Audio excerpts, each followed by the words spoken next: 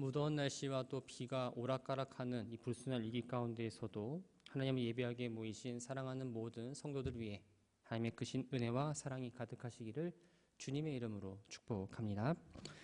한 청년이 호두나무 밑에 누워서 낮잠을 청하고 있었습니다. 그러면서 이런 생각을 합니다. 하나님은 참 지혜가 부족하시다. 이 기왕이면 호두를 수박만큼 크게 만드셨다면 얼마나 좋았을까. 그렇다면 이 호두 한 개만으로도 그 고소한 맛을 마음껏 누릴 수 있고 실컷 먹을 수 있었을 텐데 하면서 혼자 중얼거리다가 잠에 들었습니다.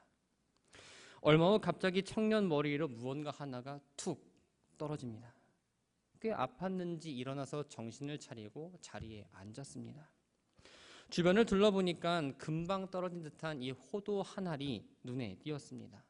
바람이 불어서 이 매달려 있던 호두가 떨어졌던 겁니다.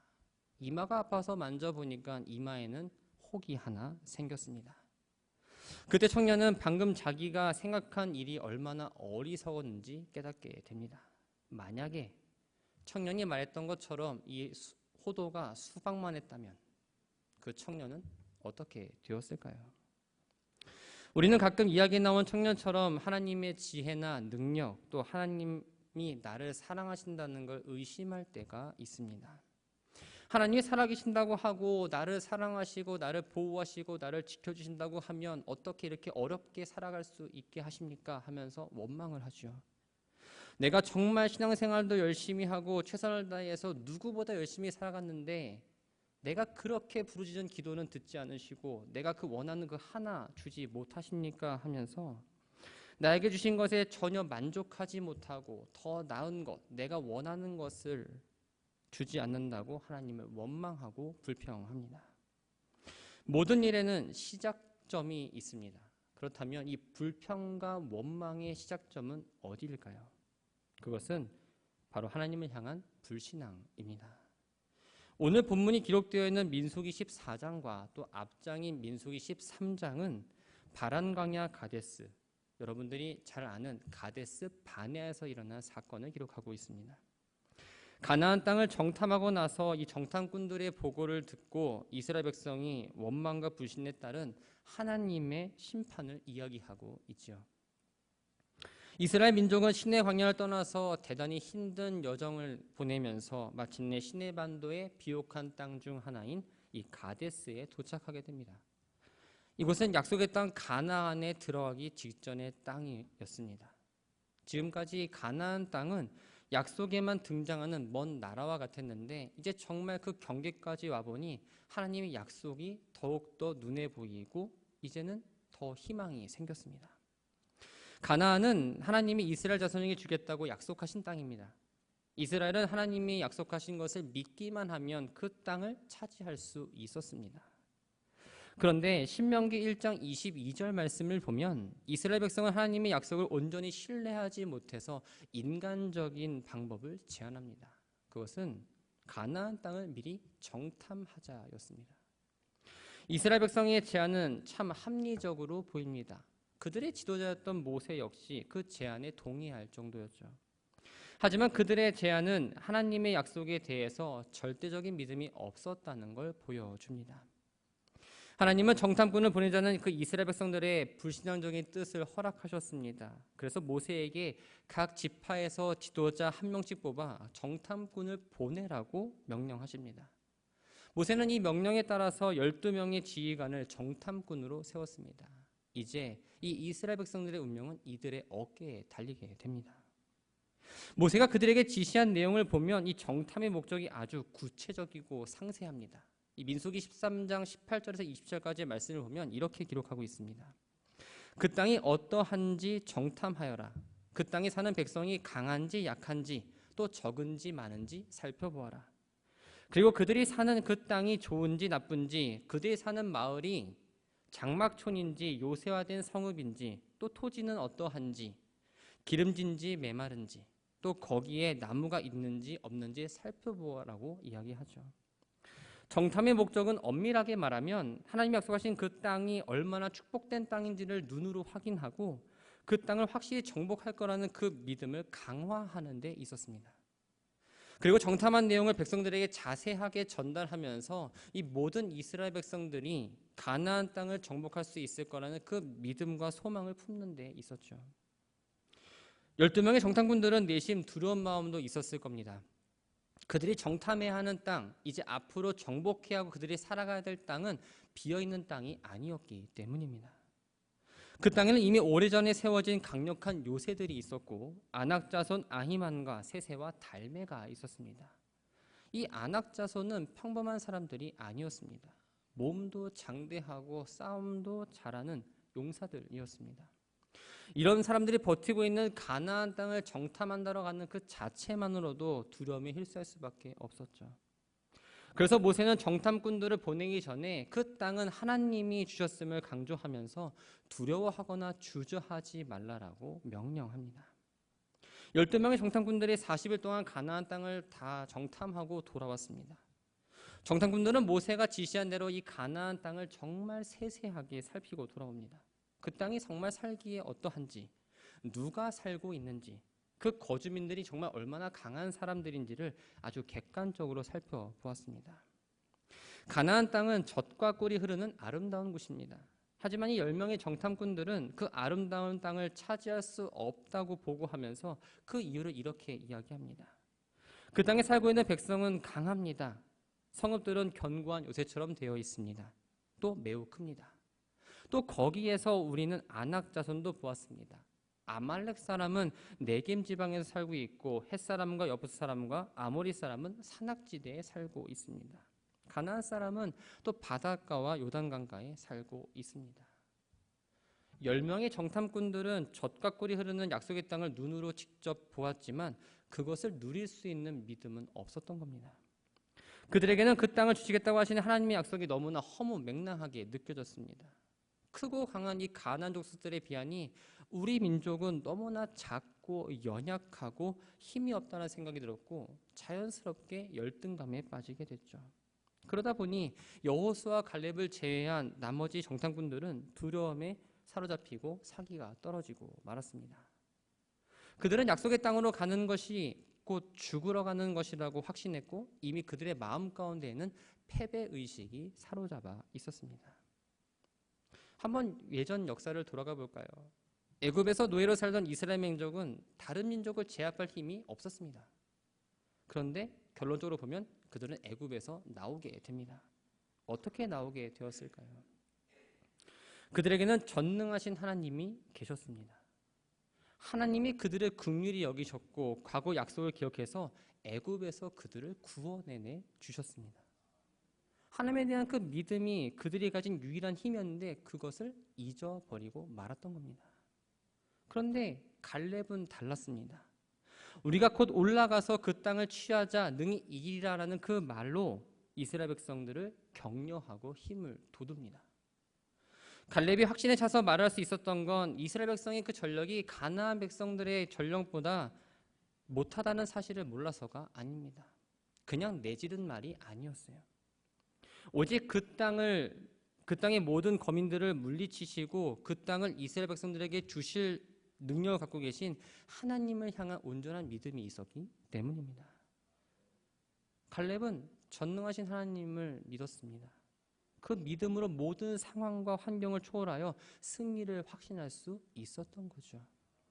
사랑하는 성도 여러분, 참된 믿음은 상황이 아무리 어렵고 절망적일지라도 결코 포기하지 않고 또 어떠한 상황과 환경 가운데서 그것을 초월하고 하나님을 끝까지 신뢰하는 걸 말합니다. 요셉을 보면 이방 땅에서 노예가 되었을 뿐만 아니라 옥에 갇힌 신세가 되었지만 결코 하나님을 향한 그 믿음을 포기하지 않았습니다. 하나님께서 자신에게 보여주신 꿈을 반드시 이루어 주실 거라는 그 확신을 갖고 있었고 끝까지 주어진 그 삶을 신실하게 살아냈습니다. 그 결과 어떻게 되었을까요?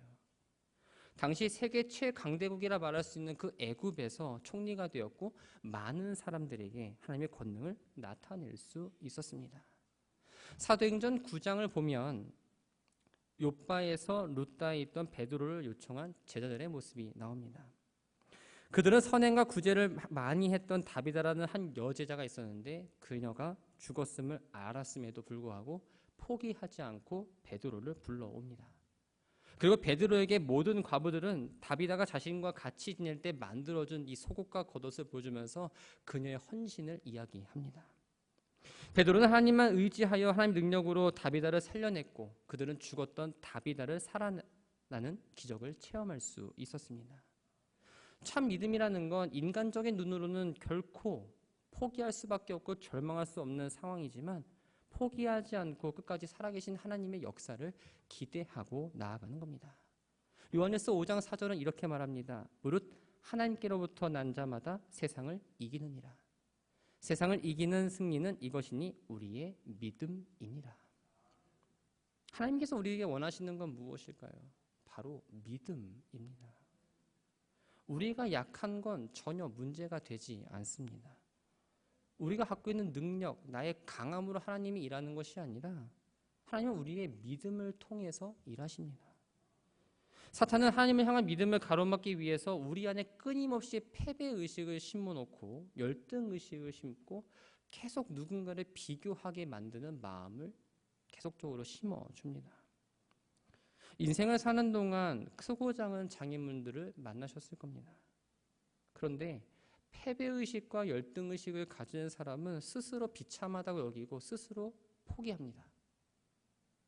하지만 하나님의 사람은 이렇지 않다는 거죠. 하나님을 믿고 의지하면서 하나님의 역사하심을 기대합니다. 하나님 하나 붙잡고 장애물들을 하나하나 넘어가는 게 바로 하나님을 믿는 사람의 모습입니다. 나의 삶과 또 내 믿음을 가로막는 가장 큰 장애물은 바로 패배의식과 열등의식입니다. 이런 말이 있습니다. 포기는 배추나 썰 때나 쓰는 말이다. 좀 재밌죠? 이렇게 웃어 넘어가는 것처럼 하나님을 믿는 우리에게 절망과 포기라는 단어는 어울리지 않다는 겁니다. 오직 전능하신 하나님을 온전히 신뢰하며 끝까지 믿음으로 나아가는 성도 되기를 주님의 이름으로 축원합니다. 믿음으로 나아갈 때 하나님은 모든 환난과 위기에서 나를 건져내시고 참된 위로와 평안을 누리게 하십니다. 바라기는 열등의식과 패배의식을 버려보시고 인생의 장애물들을 믿음으로 뛰어넘어가는 모든 성도 되기를 주의 이름으로 축원합니다. 그래서 하나님이 나와 늘 함께 하시고 나를 인도하시고 나를 붙잡고 계신다는 것을 우리들의 입술로 고백하며 하나님이 살아계심을 인정하며 나아가는 우리 모두가 되기를 주님의 이름으로 축복합니다. 10명의 정탐꾼들의 불신앙적인 보고는 공동체를 위기로 몰아갔습니다. 하나님이 약속하신 대로 이스라엘 백성에게 가나안 땅을 주려고 하셨지만 정작 지파의 지도자들 때문에 하나님의 약속을 훼손시켰습니다. 10명의 정탐꾼이 보고한 내용은 이스라엘 백성을 절망에 빠뜨립니다. 약속의 땅에 대해서 희망을 품고 여기까지 왔는데 가나안 땅이 약속의 땅이 아니라 자신들이 죽어서 묻힐 땅이라는 생각을 갖게 만들었습니다. 밤새도록 통곡합니다. 그러면서 우리가 애굽 땅에서 죽었거나 이 광야에서 죽었으면 좋았을 것을 하면서 차라리 애굽으로 돌아가서 종으로 사는 것이 낫겠다라며 모세와 아론과 더 나아가서 하나님을 원망합니다. 이스라엘 백성의 원망은 하나님께 대한 불신앙에서 시작되었습니다. 그런데 사실 이 하나님을 향한 이들의 원망은 한두 번이 아니었습니다. 본문의 앞에 있는 22절 말씀을 보면 이스라엘 백성이 이미 10번이나 하나님을 시험했다고 말씀하십니다. 그러면서 오늘 본문에서는 나를 원망하는 이 악한 회중에게 내가 어느 때까지 참으라면서 탄식을 하고 계시죠. 하나님을 향한 이스라엘 백성들의 불평은 이미 습관처럼 되어 버렸습니다. 하나님은 이스라엘 백성의 입술을 주목하셨습니다. 그들이 원망하는 소리를 들으시고 이스라엘 백성들을 가리켜 나를 원망하는 이 악한 회중이라고 말씀하십니다. 여기서 나를이라는 표현은 나를 대항하여라는 의미입니다. 다시 말하면 하나님의 약속을 믿지 못하고 눈에 보이는 현상만으로 하나님을 원망하는 건 하나님께 대항하는 직접적인 도전이면서 반역이라는 걸 지금 말씀하고 계신 거예요. 이 원망은 문제를 해결함에 있어서 결코 어떠한 도움이 되지 않습니다. 문제를 해결하는 길이 아니라 오히려 문제를 악화시키거나 혹은 돌이킬 수 없는 상황으로 만들어갑니다. 나만 안 좋으면 되는데 그 원망이 자꾸 듣다 보면 다른 사람에게까지도 영향을 주는 아주 좋지 않은 거라는 거죠. 그렇기 때문에 어떠한 문제와 어려움 속에서도 우리는 다른 사람을 원망하거나 하나님을 원망해서는 안 됩니다. 야고보는 성도 간에 서로 원망하는 것을 엄격하게 금했을 뿐만 아니라 원망을 하는 자는 하나님의 심판을 받는다고 이야기합니다. 그럼에도 불구하고 우리의 삶을 한번 볼까요? 많은 사람들이 문제가 닥치면 가장 먼저 누가 잘못했냐고 이야기합니다. 다른 사람을 먼저 원망하기 시작하죠. 그리고 그 사람의 어떠한 잘못된 부분이 보이면 아주 옷을 벗겨버립니다. 그러다 보니까 문제를 해결하기보다는 오히려 더 심각한 상황으로 만들어가는 경우가 너무나 많습니다. 그뿐 아니라 문제가 막상 해결된다고 해도 이미 모든 사람들의 마음에는 치유될 수 없는 생채기가 나 있습니다. 그 원인은 바로 원망이라는 거예요. 원망은 거기서 끝나지 않습니다. 이스라엘 백성은 하나님을 원망하는 것에 큰 의미를 두지 않고 아마 홧김에 이야기한 걸 수도 있지만 28절 말씀을 보면 내 삶을 두고 맹세하노라 너희 말이 내 귀에 들린 대로 내가 너희에게 행하리니 라고 말씀하십니다. 원망의 결과가 어떻게 되었을까요? 29절을 보면 너희 시체가 이 광야에 엎드러질 것이라 너희 중에서 20세 이상으로 계수된 자 곧 나를 원망하는 자 전부라고 말씀하십니다. 하나님에 대해서 반역했던 그들의 삶은 결국 광야에서 비참한 죽음을 맞는 것으로 결론이 지어졌습니다. 이것은 우리가 애굽 땅에서 죽었거나 이 광야에서 죽었다면 좋았을 것이라는 그들의 말에 대한 하나님의 응답이었어요. 또 33절을 볼까요? 너희의 자식들은 여기서 40년 동안 방황해 너희가 다 시체가 될 때까지 너희의 잘못을 감당할 것이다 라고 이야기합니다. 하나님은 출애굽 1세대들은 모두 광야에서 죽음을 맞게 하셨지만 그들의 자녀들은 가나안 땅에 들어가게 해주셨습니다. 그런데 그냥 들어가게 하신 게 아니에요. 이스라엘 정탐꾼들이 정탐한 하루를 1년으로 계산해서 40년 동안 광야에서 방황하는 삶을 살게 하셨습니다. 우리는 하나님의 백성입니다.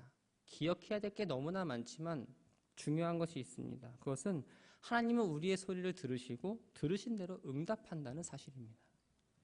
어떤 말을 했던지 간에 입술을 통해서 나오는 순간 허공에서 퍼져서 없어지는 게 아니라 반드시 그 말에 대해서 책임지도록 하신다는 거예요.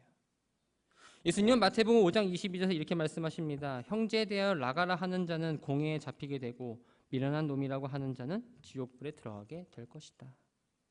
그렇기 때문에 우리는 함부로 말을 뱉어서는 안 됩니다.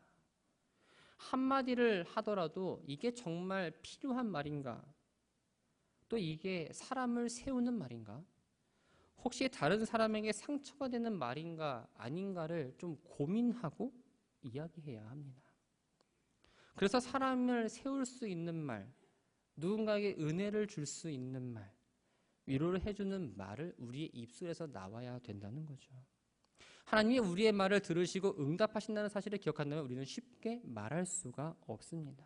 그렇기 때문에 우리는 입으로 죄를 범하는 걸 멈추고 하지 말아야 합니다. 사랑하는 성도 여러분, 주일 이후에 지금까지 3일의 삶을 살았습니다. 여러분들은 어떤 말을 들으셨고 또 어떤 말을 하며 사셨습니까? 다른 사람에게 용기와 희망 또 힘을 주는 말을 듣거나 하셨는지요? 아니면 다른 사람으로부터 정말 마음에 가슴에 담긴 그 아픈 말을 듣거나 반대로 내 한마디로 인해서 다른 사람에게 상처를 주지는 않으셨는지요? 불평과 원망의 소리를 내뿜으면서 혹 하나님을 원망하지는 않으셨습니까? 원망의 시작은 하나님에 대한 불신에서 시작됩니다. 불신앙을 바탕으로 나오는 이 불평과 원망은 나만 힘들게 하는 게 아니라 나와 함께하는 가족, 믿음의 공동체, 또한 이를 함께하는 이들을 힘들게 합니다. 하나님이 함께하시고 늘 도와주시는데 하나님을 향한 그 믿음이 온전히 서지 못한다면 그것을 알지 못하고 당연히 원망만 할 뿐입니다. 하나님이 언제나 나와 함께하심을 믿으시기 바랍니다. 하나님은 늘 나를 지켜보시고 나의 상황을 누구보다 잘 아시며 나를 늘 도와주실 준비가 되었다는 사실을 기억하셨으면 합니다. 하나님을 원망하면 방법이 없습니다. 우리에게 주어진 환경과 상황 속에서의 문제 해결은 내가 갖고 있는 능력과 힘이 아니라 바로 하나님께 의지하고 맡길 때 해결될 수 있습니다. 하나님 온전히 믿고 신뢰할 때 아무리 어렵고 힘든 일이라 할지라도 그 문제가 하나하나 해결된다는 거죠. 하나님은 분명히 우리들에게 말씀하십니다. 할 수 있거든이 무슨 말이냐? 믿는 자에게는 능치 못할 일이 없느니라. 우리가 어떠한 문제가 닥칠지라도 긴장하지 마시고 좌절하지 마시기 바랍니다. 하나님 우리의 태도를 늘 지켜보시고 우리의 말에 귀 기울이십니다. 너희 말이 내 귀에 들린 대로 내가 너에게 행하리라는 이 말씀을 늘 기억하시면서 하나님을 원망하고 불평하는 삶이 아니라 오히려 나의 능력 없음을 인정하고 하나님이 더 큰 은혜를 베풀으실 것을 기대하며 나아가는 모든 성도 되기를 주의 이름으로 축원합니다. 약속의 땅을 살피고 돌아온 12명의 정탐꾼 가운데에 두 사람, 이 여호수아와 갈렙은 소망의 사람이었습니다. 이들은 절망하는 백성들을 향해서 소망의 하나님을 바라보자라고 이야기합니다. 하나님이 우리와 함께 하시면 얼마든지 그 약속의 땅을 차지할 수 있다고 이야기하죠. 이 고백을 들은 하나님은 이렇게 응답해 주십니다. 30절 말씀을 보면 여분네 아들 갈렙과 눈의 아들 여호수아 외에는 내가 맹세하여 너희에게 살게 하리라 한 땅에 결코 들어가지 못하리라. 하나님 백성은 믿음의 사람입니다. 하나님 백성은 소망의 사람입니다. 소망의 사람은 하나님을 온전히 믿는 사람을 말합니다.